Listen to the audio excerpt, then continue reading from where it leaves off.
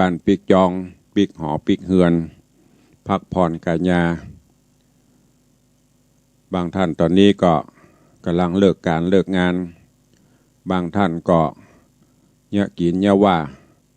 ทำสำรับกับข้าวกับบ้านกับจองบางท่านก็ช่วงนี้ไม่ได้ไปไหนเนี่ยกินเจ้ากินข้าวเจ้าก็มีก็ตามพระนอสเตปของไปของมันแฮมเบอร์กี้ชั่วโมงก็จะได้พักผ่อนกายญาเอนกายนอนหลับพักผ่อนร่างกายหลังจากที่ได้เหน็ดเหนื่อยกันไป1 วันในค่ำวันนี้ก็จะได้เอาสาระเกี่ยวกับเรื่องของฮีดฮอยจารีตประเพณีได้มามาจ๋ากับบ่ออกไม่ออกศรัทธาได้สดับรับฟังกันญาติโยมท่านทั้งหลายจารีตประเพณีหรือว่าประเพณีที่สังคมเฮาถือว่าปุคละผู้ใดฝ่าฝืนหรืองดเว้นบัญญัติบัทำตามก็จะเป็นความผิดอย่างรุนแรงเพราะทั้งนี้ทั้งนั้นก็อาจจะมีผลทำให้เกิดความเดือดร้อนมาสู่บุคคลมาสู่ครอบครัวมาสู่ชุมชนได้ทั้งนี้ทั้งนั้นก็มักเกี่ยวข้องกับศีลกับธรรมบทบัญญัติหรือกฎหมายที่สังคมเปิ่นให้ความเชื่อถือดังที่เฮาได้ปรากฏได้หูได้หันเป็นความผิดในลักษณะต่างๆกันอาทิเช่นว่า พิษผีการพิษผีก็คือการพิษประเพณีของหนุ่มของสาวกู้บ่าวกู้สาวที่ได้มีการล่วงเกินถึงขั้นยุบมือถือแขนจับมือถือแขนหรือเสียเนื้อเสียตัวซึ่งเรื่องราวหมู่นี้ตั้งแต่โบราณกาลเจ้าล้านนาของเฮานั้นมักจะถือว่าการกระทำจะอีเป็นความผิดต่อผีต่อผีปู่ผีย่าผีบรรพบุรุษหรือว่าผีบ้านผีเฮือนการที่ลูกหลานคนใดโดยเฉพาะแม่หญิงหากว่าไปถูกล่วงเกินแล้วมาบอกให้แก่พ่อแก่แม่ผู้รักผู้ใหญ่ให้ฮู้ให้ทราบถือว่าเป็นการบังเคารพยำเกรงต่อผีที่คอยปกป้องคุ้มครองดูแลรักษาลูกหลานหรือครอบครัวนั้นก็จะถูกลงโทษเช่นก็จะทำให้เกิดความเจ็บไข้ได้ป่วยทำให้ได้รับเคราะห์ภัยต่างๆเป็นต้นแต่ถ้าหากว่ามีการบอกกล่าวผู้หลักผู้ใหญ่ให้ฮู้ให้ทราบก็จะมีการทำพิธีขอขมาสุมาผีโดยฝ่ายผู้ชายผู้ที่ได้ล่วงละเมิดผี ฝ่ายไม่ยิง ก็จะนำเอาธูปเทียนดอกไม้ก้าเสียผีหรือเครื่องเส้นไหว้อื่นๆตามที่เปิ้นกำหนดผีบางคนกินไก่ก็กินไข่ก็กินจิ้นปิ้งจิ้นทอดก็กินปลาก็หมูนี่ ก็จะต้องเตรียมไปขอสุมาลาโตษถ้าการขอขมานั้นมีการตกลงฮื้อกู้หนุ่มสาวอยู่กินกันชันผัวเมียเปิ้นก็จะฮ้องว่าใส่ผีแต่ถ้าบัดตกลงเปิ้นก็จะฮ้องว่าเสียผีอันนี้คือการพิษจารีตฮีดฮอยแต่ปัจจุบันนี้นี่โหผีเปิ้นขี้ค้านถ้าจะเอาเนี่ยบ่ต้องผีอิ่มกะเลยขี้ค้านผีก็ขี้ค้านปากคนก็ขี้ค้านหันมันสปะสะพันยุคปัจจุบันนี้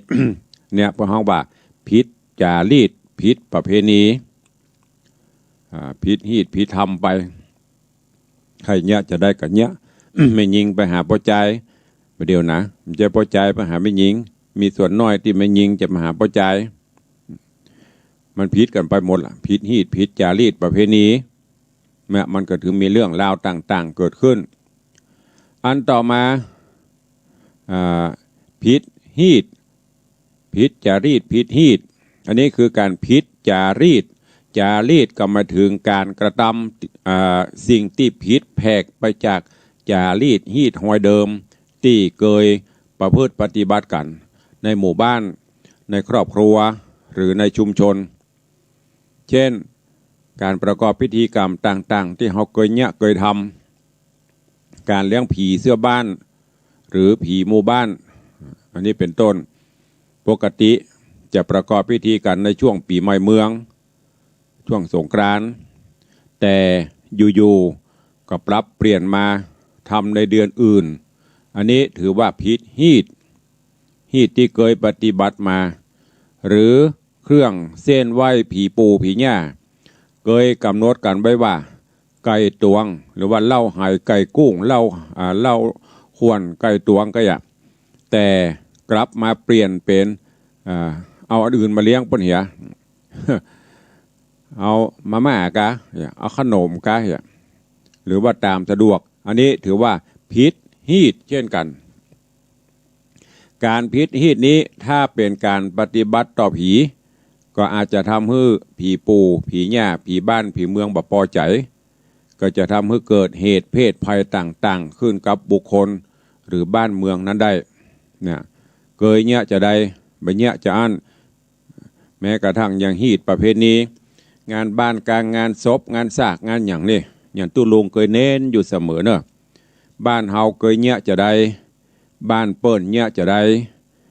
ฮีตบ้านไผ่บ้านมันจะเป่าฮีตบ้านเปิ้นมาใจบ้านเฮา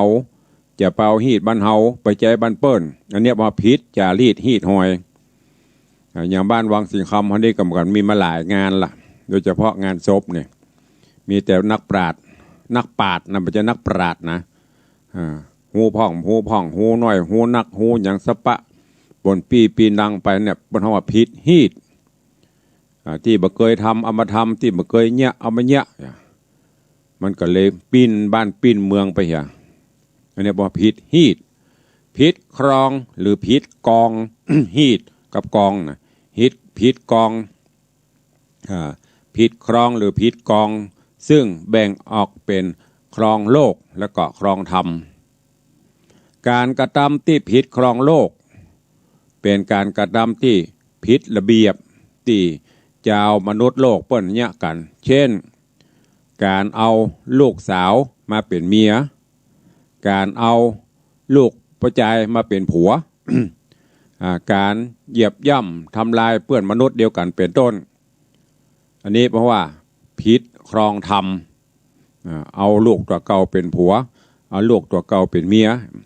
พิษครองธรรมส่วนการกระทำ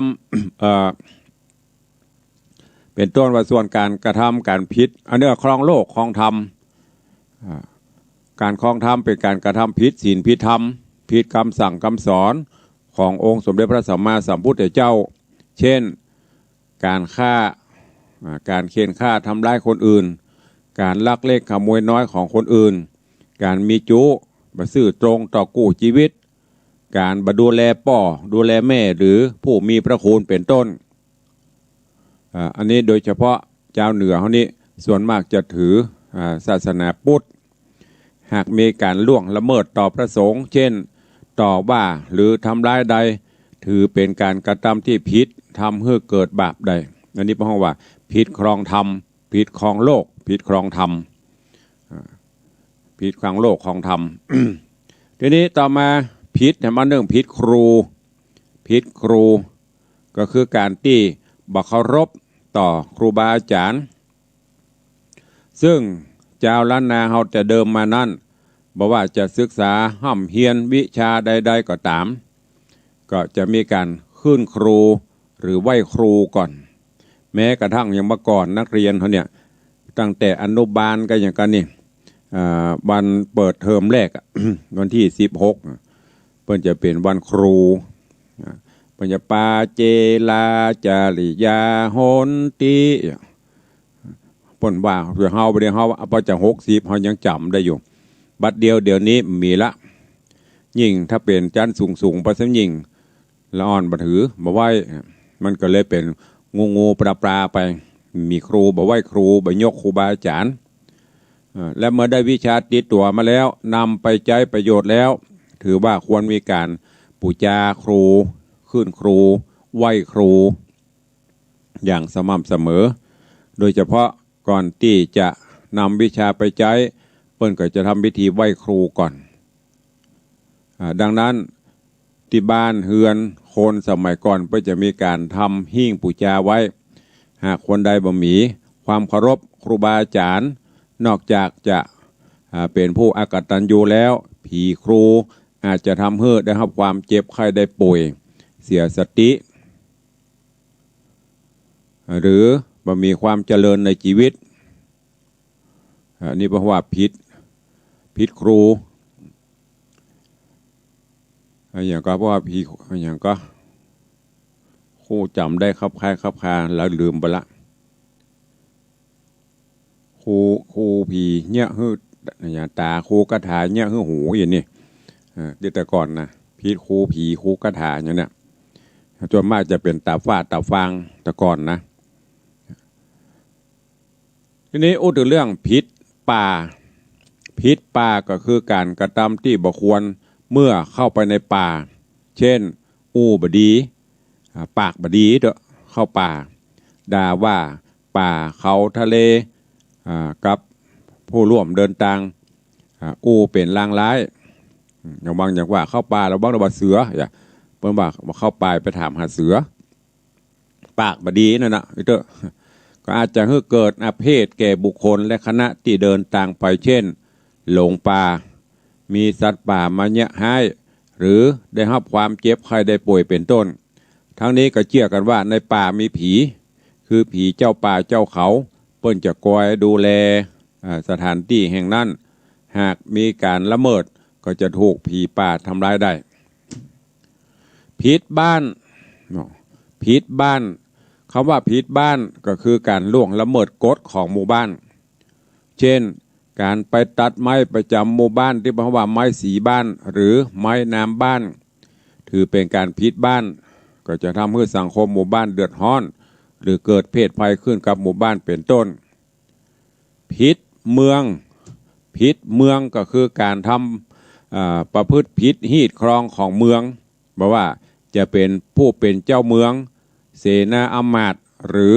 ไพร่ราชก็ตามเช่นเจ้าเมือง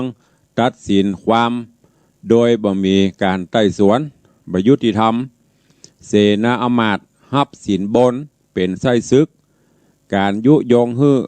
ผู้คนในบ้านในเมืองเดียวกันแตกแยกข้าวฟันกันที่เคยเป็นหมู่บ้านแล้วบ่ฮื้อเป็นหมู่บ้านที่เคยเป็นขัวก็เตหรือบ่ฮื้อเป็นบ่ฮื้อมีสะพานบ่ฮื้อมีขัวเป็นต้นความผิดลักษณะเหล่านี้เพิ่นถือว่าเป็นการผิดเมืองอันต่อไปผิดกฎก็คือการกระทำผิดกฎระเบียบที่ชุมชนหรือบ้านเมืองได้วางไว้เช่นกฎของสมาชิกผู้ใจน้ำเมืองกฎระเบียบการใช้สมาชิกสมาคมอย่างต่างๆเนี่ยที่เปิ้นต้องบางนั้นของชุมชนแต่ละชุมชนมันเหมือนกันหรออย่างเปิ้นแบบมีเมืองมีฝ่ายมาก่อนน่ะจะต้องไปช่วยกันซ่อมแซมเพี้ยวตอกฝายกู้คนก็จะต้องไปเพราะว่าการใช้น้ำเมืองฝ่ายจะต้องเป็นไปตามกฎแต่หากมีคนใดบักกระทำหรือละเมิดกฎจะถือว่าเป็นความผิดก็จะต้องมีการลงโทษตามกฎเช่นกันผิดอาญาก็คือเป็นการฝ่าฝืนกฎหมายบ้านเมืองในแผ่นดินล้านนาเฮานี้ได้มีกฎหมายที่ยึดถือกันมาเดิมมาชัดเจนบัญญัติตั้งแต่สมัยป้อพญามังรายปฐมกษัตริย์แห่งเชียงใหม่เพราะว่ากฎหมายมังรายศาสตร์ ซึ่งมีการบัญญัติตัดสินลงโทษผู้ที่กระทำผิดในด้านต่างๆเช่นลักงัวลักควายลักสัตว์เลี้ยงการทำร้ายคนอื่นด้วยการล่วงละเมิดประเวณีระหว่างประชาชนไม่ยิงการทะเลาะขัดแย้งระหว่างบุคคลเป็นต้น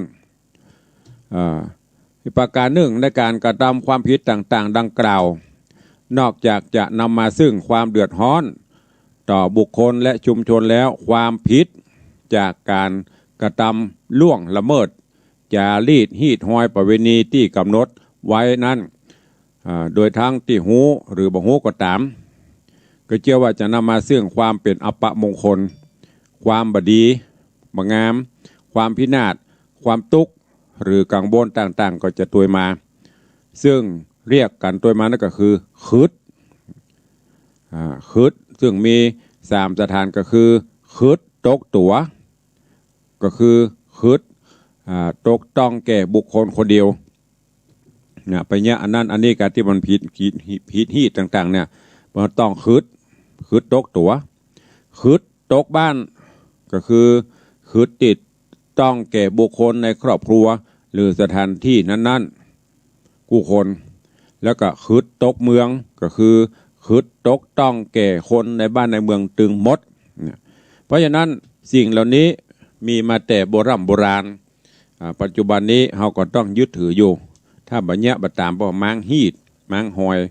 ก็จะมีอาเพศอย่างเกิดขึ้นดังนั้นวันนี้ตุลุงก็เอามาเล่ามาโอ้มาจ๋า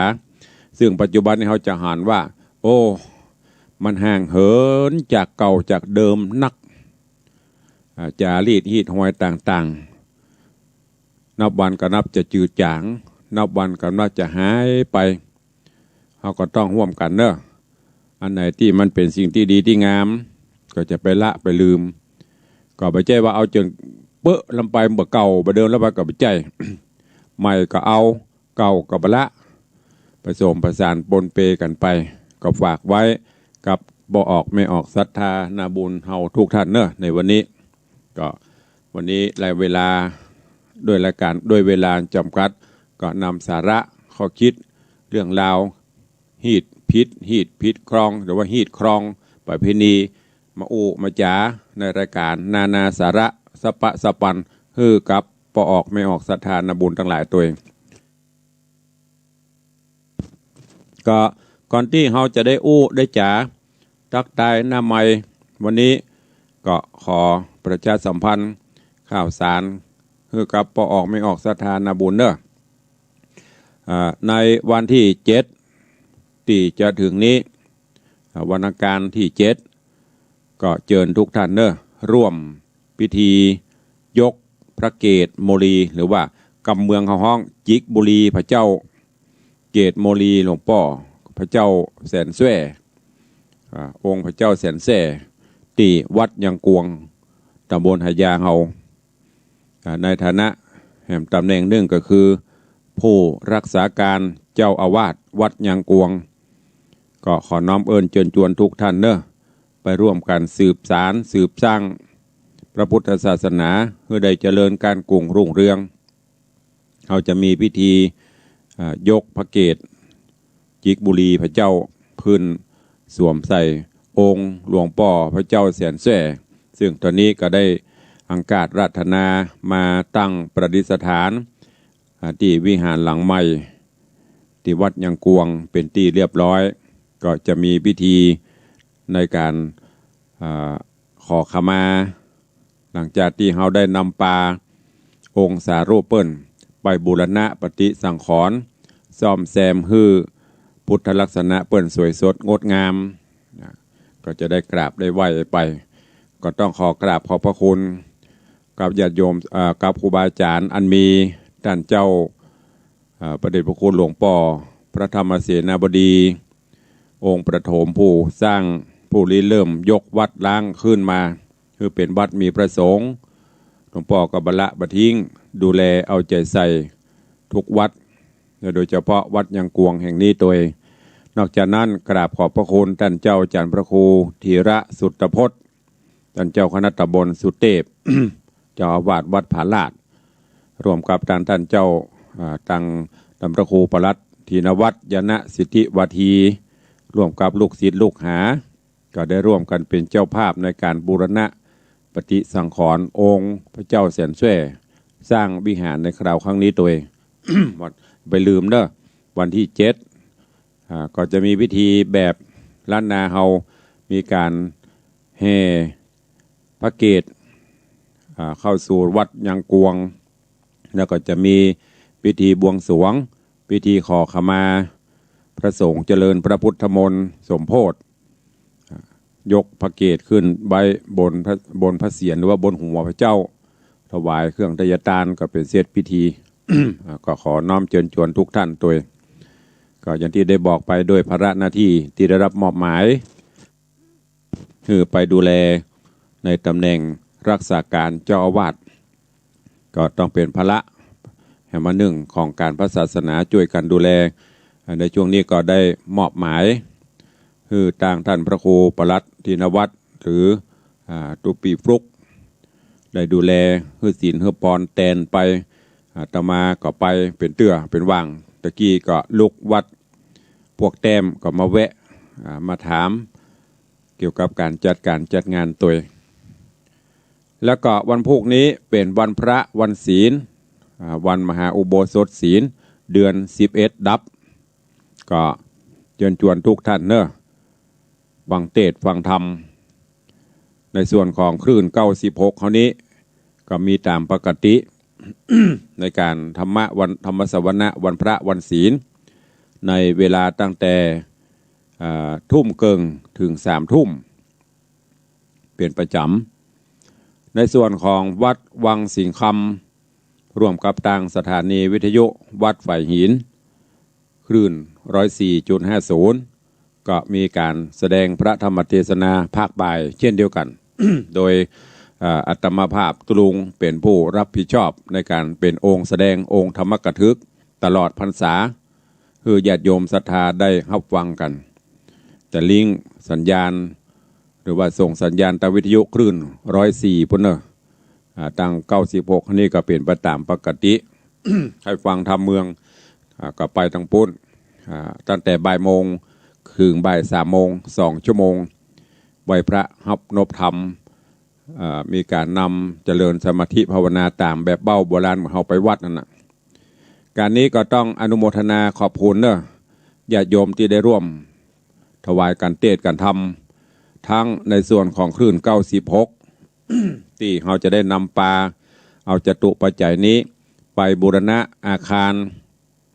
เพื่อใจเป็นที่ทำการศูนย์เผยแพร่ธรรมของคณะสงฆ์ภาค7ที่ข้างหอป่อพญาบางลายเนอะที่เขาเคยไปกินประทานท่านนะมีอาคารอยู่หันหลังหนึ่งเปิ้นจะปรับปรุงใจเป็นศูนย์เผยแพร่ศูนย์รวมกิจการด้านงานเผยแพร่พระพุทธศาสนาปัจจัยการเทศน์การธรรมเปิ้นก็จะเอาไปใช้ในส่วนนี้ญาติโยมจะให้จะหอมก็เจริญปอนเจิญได้ในส่วนของวัดวังสิงคำก็ได้รับเมตตาจิตเมตตาธรรมจากทางโยมพ่อเลี้ยงธนวัฒน์แม่เลี้ยงทัดพิชาสุสิงคำก็ได้ร่วมเมตตาถวายเป็นเก้าเป็นกันเทศน์ตลอดพรรษาเพื่อทำนุบำรุงพระศาสนาขนามกับไฟวัด ก็โดยปัจจัยตั้งต้นปฐมฤกษ์เป็นเงินทั้งหมดอยู่ 50,000 บาทท้วนอันนี้เป็นตลอดภาษา13 ศีลแล้วก็มีโยมแม่จันดีวิสุทธินันท์เจดีย์แม่ครัว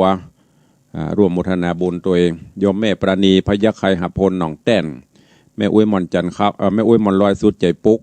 บ้านบางสิงคำแม่อุ้ยมอนจันทร์คำแสงบุญแม่อุดคิดชัยแม่สุพันนาอีมังแม่อุ้ยจันดีสุขเจริญแม่ศรีนวลรันจวนแม่จันตาหินศีลแม่สุภาอุปนันท์แม่ครูเหรียญทองจันที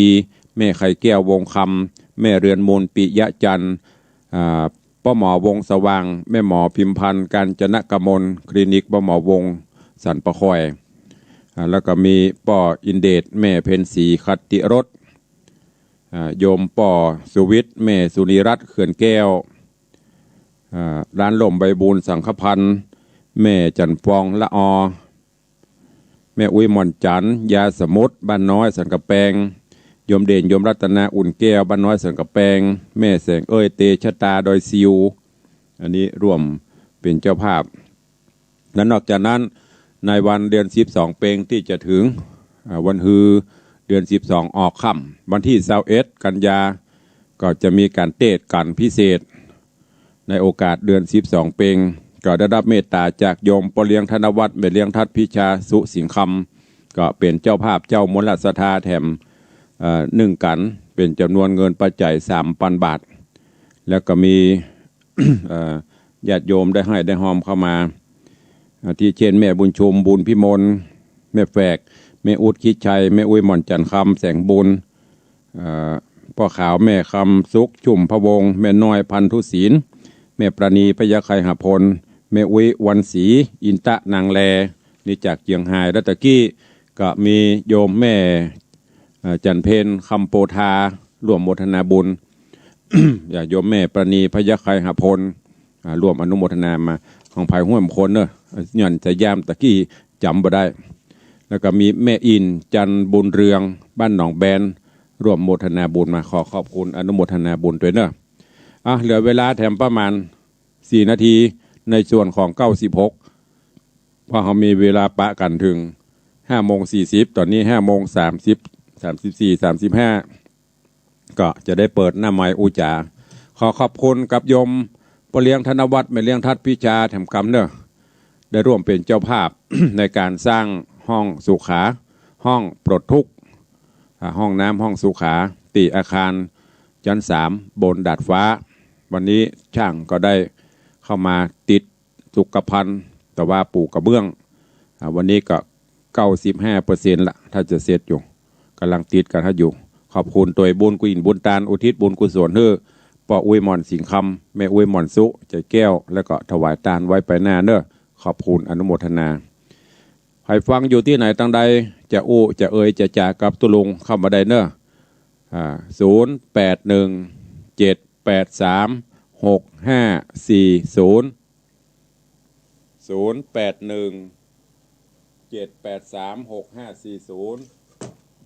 เข้ามาได้เนอะ ฟังอยู่ก่อนให้ฟังที่ไหนตั้งใดตะกี้ได้ยินท่านวอออกแต่เตือนรายการให้นึกว่าตุลุงถ้าไปจัดหมุนไปทางอื่นระบุพอดีตอนครั้งดังเจ้าหน้าที่เปิ้นก็มีภารกิจเนาะ ยังมันเป๊ะก็ไปใจต้องฟังต่อไปสักกำ เจริญปอนปเลี้ยงธนวัฒน์ไม่ตาครับฟังอยู่เนอะกำลังใจที่กับไปบ้านทนายมาอวยพรทนายตัวเนอะวันนี้วันเกิดเปิ้ลมีโซอวยพรแกมันได้ฟังไปอวยพรไปได้ใหญ่อวยพรน้ำจริงอวยพรตอนนี้มันจะได้ฟังครับแต่ที่กับไปอวยพรนุปุลกรรมราคาแก้วกรรมการคุ้มครองโดยไปไหนก็ไปได้ไว้สาเนอะไว้สาตาเพื่อกำลังใจจะเลินปอนเนอสาธุ วันนี้เป็นวันเกิดของท่านทนายสุธีแต่ผมไม่ได้ฟังในข่ายเราไม่ได้ไลฟ์สดตัวก็อวยพรไปพระเจ้าก็อวยพรไปละของควรก็ฮื้อไปละ อยู่ดีมีสุขปันได้กู้ได้กิม วันนี้พอเลี้ยงกับไปอวยพรฮื้อไม่เลี้ยงไปอวยพรขึ้นละก็เป็นทนายความประจำวัดโดยฝ่ายกฎหมายวันนี้ครบรอบ35 ปีแฮปปี้เบิร์ธเดย์อยู่ดีมีสุขสำเร็จผลสมปรารถนาเจริญปอน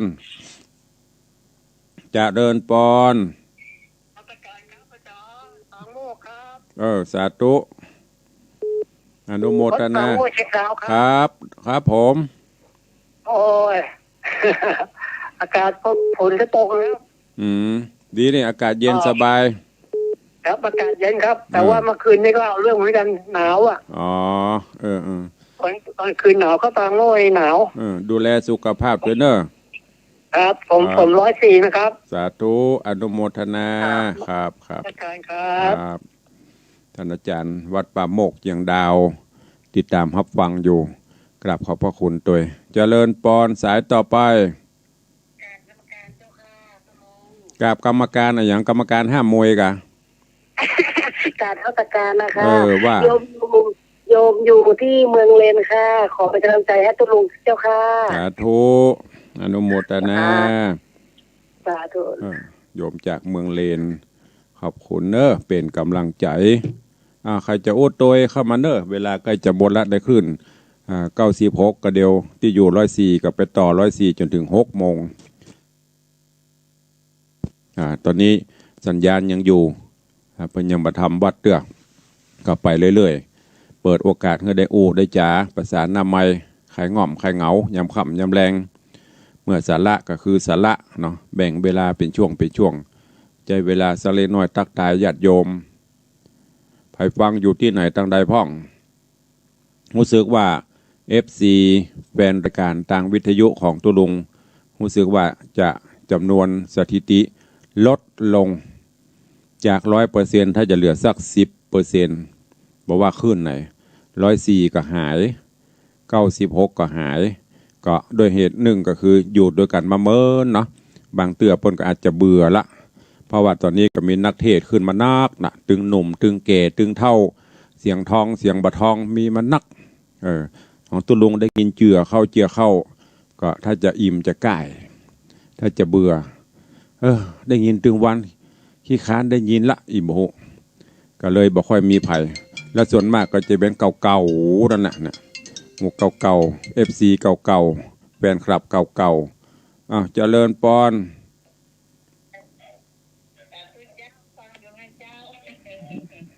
อนุโมทนาเด้อก็กำลังใจบนห้องว่าทุกคนก็ถ้าอย่างแต่ละรายการเพิ่นก็จะมีเวลาคือได้ตักได้ตายเมื่อก่อนนี้โตโลฮับปอบัตตันหามากับโมเดลนั่นน่ะ เด็กหญิงบุญเอาว่าใด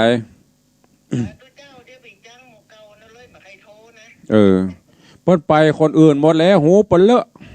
เปิ้นบ่ใครโยนละมันจะติดตามหมดไผไปตันใดไผ FC ไผไปตันอื่นหูหมดอ่ะ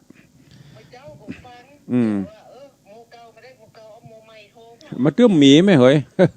มันแฟนครับพ่องไปของมันชอบบุญศรีพ่องชอบสุรพลพ่องชอบสายันพ่องไอ้กะของไปของมันเหรอนั่นน่ะ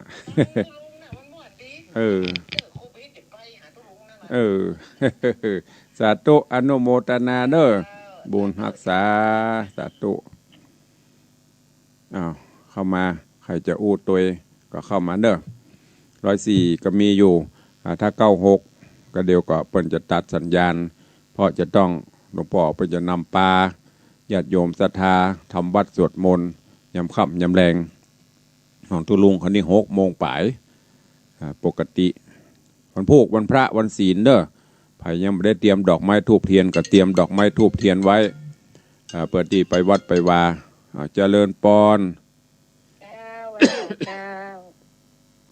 ฟังอยู่เด้อเป็นกำลังใจให้เด้อนั่นน่ะถ้าโทรมาเจือก็จะอยู่ด้วยกันเมินถ้าหายไปก็หายหมด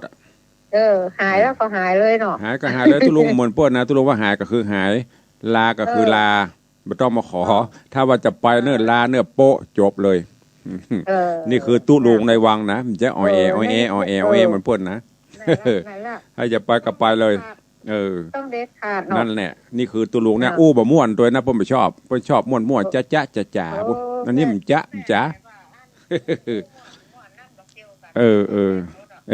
สาธุเนาะแม่เด้ออนุโมทนาสาธุขอบคุณอนุโมทนาเดี๋ยวพักสักกรรมฟังฟังเพลงเนาะฟังเพลงสักเพลงตอนนี้104ยังเปิดต่อทาง96ก็เดียวเพิ่นจะเปิดสัญญาณหลวงพ่อทำวัดเนอะฟังเพลงลำลึกถึงพี่ไอ้บุญศรีหรือว่าพ่อครูบุญศรีรัตนังแห่มสักกรรมเดียวปีกมาปะกันในใต้รายการต่างคลื่น104และต่างวัดห้วยตองสักเนอะ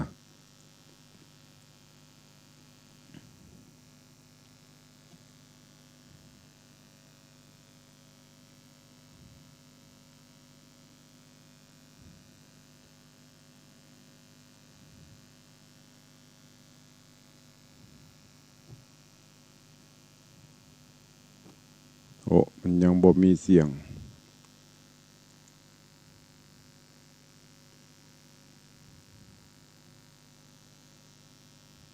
นกลำตึงบัดเป่าพกเกิดบัดสามันบ้านเป็นยอดอาหารทุกที่ลำบ้านเฮายำ6 ลำยังตึงบัดเต่าจะกินกับข้าวแกมเหล้าก็ตึงลำ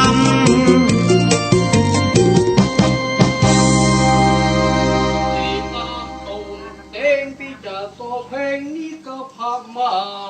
พี่เด็บดอกขาก็ตัวเจ้าว่าดอกคิงเอาตัวเขาเองนี่ก็เอาคิงเขาฮักแม่ใบหน้าเกวนเนาะ แจ้งมาเจ้ามาจ้อยๆซอๆเนาะแต่งตัวงี้ไปไหนเนี่ยจะกินข้าวไงใส่เสื้อใหม่ตัวเองฮะ ผู้ก่อว่าวันนี้ควายของหัวอินแล้วมันเกิดข้าจะไปกินยำหก จะไปกินยำฮอก โอ้ โอ้แล้วน้ำพริกป่าเราสูค่าต่ำน้ำพริกป่าจาดเหมาะไว้คือสู5น้ำพริกป่าโนโซเวนเวอร์ลาก่อน เนี่ยพักแค่นี่ก็สูมากเนาะบะห้อยนกแหม โอ้ เนี่ยโอ้มาอู้เป็นกรรมอย่างใหญ่ บั ปู ก เนี่ย กินบักกินข้าจะไปกิน นึ่ง ยำห ก็ ก ตึ้งมากินไง สองก็ซ้ำให้ 3 รู้สี่ก็ซ้ำบักกินใหญ่บักกินตัวข้าจะไปแล้วนะ โอ้เข้าหูเด้อเดี๋ยว ย่างแถมหม้อ ถ้าสูไปแต้นะถ้ามันลำนะ อ๋อ ภาษามันแก่นใหญ่แต้นะ อ๋อ เอาใส่หม้อเขียวมือข้าหน่อยเนอะ ยำหกนั่นนะ บ่งนไหนเน้อของล้ำ โอ้เป็นกรรมอย่างใดน่ะโอ้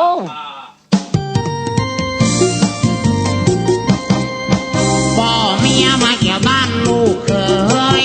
นึกแล้วก็จะได้กินได้หม่ำนึกลูกเคยจะห้องกินยำหกสำรักอกงกพึงบ่ปากสักคำพ่อเมียก็ต้องอดหม่ำอดจนนานรำเตียวไปเตียวมา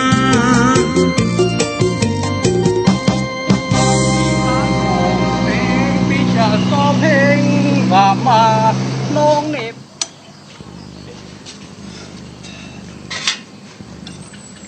ไว้หน่อย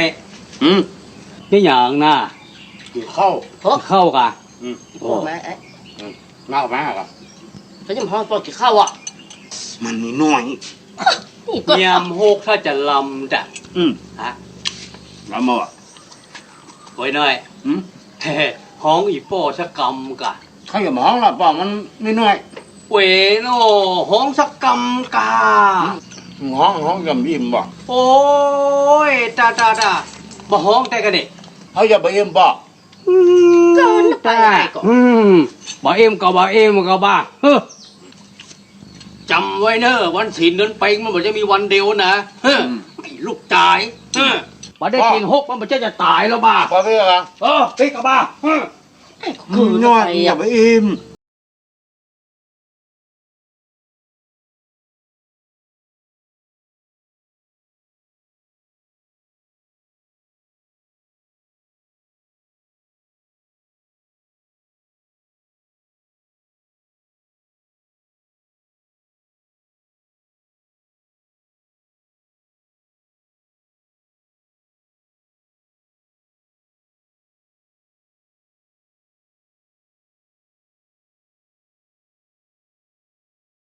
เก่ง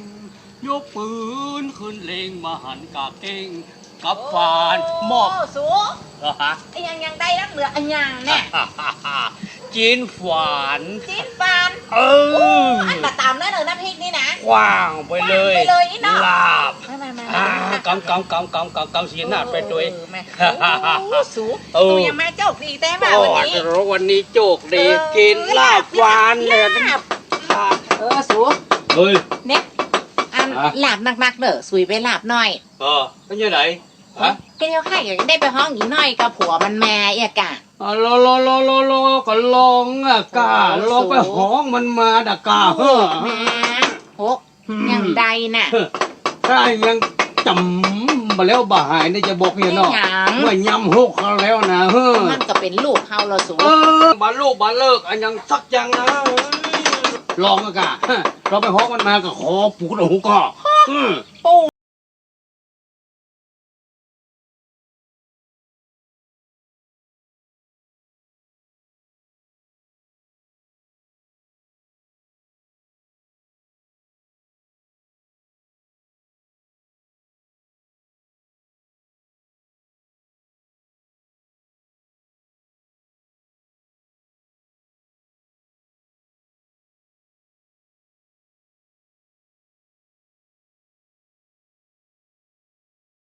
เดี๋ยวจัดแกนนะ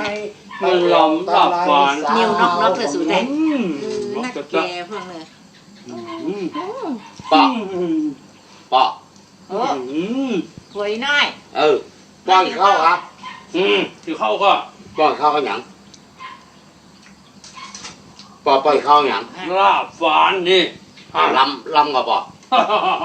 ลาบฟานมาล้อมจะได้ ที่เปิดป้อนร้องห้องเขาสักกรรมอ่ะ ย่ามันนะ เนี่ยปอกป้อนร้องห้องสักกรรมอ่ะ บ่ห้องนะโอ้ยเนาะโอ้บ่ห้อง ห้องกระจังนะอย่าเข้าคนจกเลยเบย เฮ้ยเดี๋ยวไอ้ลูกตาเดี๋ยวก่อนมึงโอ้ไอ้ลูกตาเดี๋ยวก่อนเดี๋ยวโอ้ยเนาะแล้วพอละเฮ้ยมอนะป่ะ เอากระบ่าวโอ้หกยังบ่ห้องป่อเมียบ้านี่นะ ลาบฟันได้หมอ มันก็เหมาะกันพอนะโอ้ยเนาะพอนะ เรื่องของ มากินก็ได้ป่ะ เข้าไป เป็นเป็ดเป็นไก่นี่ตายแล้วเนอะไอ้ลูกชายพอป่ะไอ้ข้าบ่เฮ้ยเหมาะกัน เบื่อเฮ็ดเบื่อนอนนี่มันปอทนนั่นน่ะเบื่อคนนี่มันฆ่าบ่เฮ้ยปอป่ะกินนักเหงานักป่ะป่ะฮะ กินนักเนี่ยมัดหนัก บ้านนอก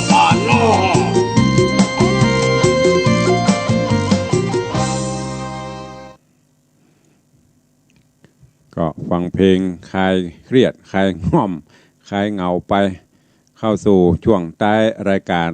ต่างคลื่นวัดฝ่ายหินวัดห้วยตองสักเนอะวันนี้ฟังสาระตัวได้ได้จากันแล้วกับฟังเพลงของกินลำยำฮก ลูกใจลาบบ่ห้องป่อเมียกินตัวเสียป่อเมียได้กินอย่างก็ได้ฟานมาลาบ กันนี้ห้องก็จ้างจด ก็ฟังแก้ง่อมแก้เหงายำค่ำยำแรงเวลาเหลือแหมประมาณ 4-5 นาทีใครจะจะเอ่ยตัวเนาะตักตายการทำกรรมตัง104มีใครฟังอยู่ไหมขอบพระคุณเนอะกับท่านเจ้าอาจารย์พระครูสมุวิศวัตรวรกิโจที่ผอ.ที่ได้มอบถวายเวลาให้กับตังรายการ ได้มามาจ่าว่าใดว่าจะยำฮกมาส่งบอก ฮัลโหล นมัสการคือเป็นกำลังใจตุลุงยามแกงเด้อ หรือว่าจะยำฮกมาส่ง โอ้เจ้ายามฮกที่ไหนแม่เป็นเหมือนกันแต่มันได้กินดิพ่อกับพ่อเมียมันกินแล้วนั่นน่ะ มันบอกวันพระจะมีวันเดียวอีว่ะ กินนักเก้านักอีก มันแบบกินนักเลยกับมัดนะว่าเพลงก็ถูกใจได้จะเพลงก็ถูกใจเปิดจะไปแลกตู้ลุงมังเสียงคำได้ยังได้ตู้ลุงเสียงทองเดี๋ยวผูกรอตัวเหี้ยแลกมาได้เด็ดขาดเนี่ยว่าวันพุกซ้ำจะรางวัลมาฮื้อแหมอีวันผูกเจ้ารางวัลมาฮื้อแหมมาได้เป็นน้อยตามใจผูกเจ้าไปฮื้อแหมเด้อน่ะเปิงมันยังบ่ได้กับจะยะไปดูยังเอาไปโจบอย่าเนี่ยประมาณโจบละอ่อนเนี่ยค่ะโตเป็นกำลังใจท่านเด้อนอนรับฝันดีเด้อท่านเด้อปกปักรักษาสุขภาพนะจ๊ะพรุ่งนี้เจอกันสาธุเจ้าสวัสดีค่ะนมัสการขอบคุณโยมแม่เลี้ยงทัดพิชาอ้าวเสือใต้ว่าใดอยากกินข้าวลาบฟานบ่ลาบฟานก็มียำฮกก็มีไผ่ก็บะฮูมาขันนาก็เนี่ยว่ากันนัดเปิดแล้วเด้อบ้านบะหมี่เด้อนั่นน่ะกันนัดเปิดได้จีมละอยากกินข้าวไปกินข้าวเห็นเนอะเลยน้ำลายไปเลยเอาสาธุอนุโมทนานอนข้าวแล้วนอนหลับฝันดีเจ้าสาธุอ้าวเจริญป้อนปเลี้ยงอะไรนาทีเนี่ยมันพ่อหูตี้ฮกมีไหนนะมันยำฮกลำนะน่ะเลยเปิดเพลงยำฮกอ่ะก็จะตั้งอะไรนาทีก็มาเน้อมันได้กลัวเขามาลู่ฮะ เลยดีจะมาเนื้อไว้ตา สาธุอนุโมทนาก็เดี๋ยวใครมาลู่นะมาห้องอาชกรรมกะเนี่ยฟังเอาม่วนเอางานเนี่ยขอบคุณโยมพ่อเลี้ยงธนวัฒน์ติดตามตะกี้ก็อยู่ตั้งก็6ย้ายมาตั้งเพศกับมาด้วยกันขอบคุณอนุโมทนาเวลาไปเรื่อยๆเนอะจะไปซีเรียสกับมันเนาะชีวิตเฮาก็เดียวกับหมดไปวันละฮะ อย่างวันนั้นเอามาเล่าให้ฟังค้างแหมเก่าค้างแหม6,000 7,000เสี่ยงไปถึงวัน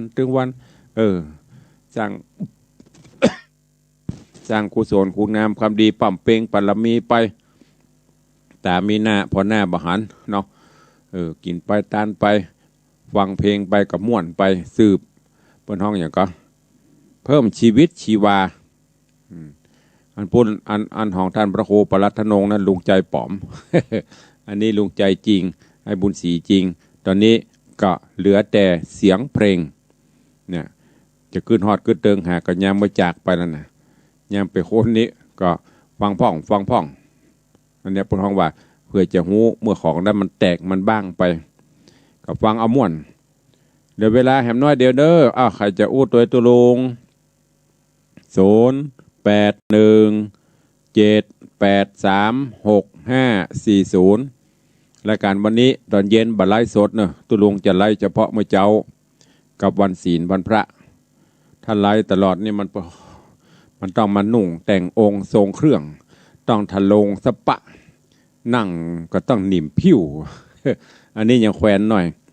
อยู่ในห้องคนเดียวห้องทรงก็ไม่ใช่ว่าบักเรียบร้อยนะเรียบร้อย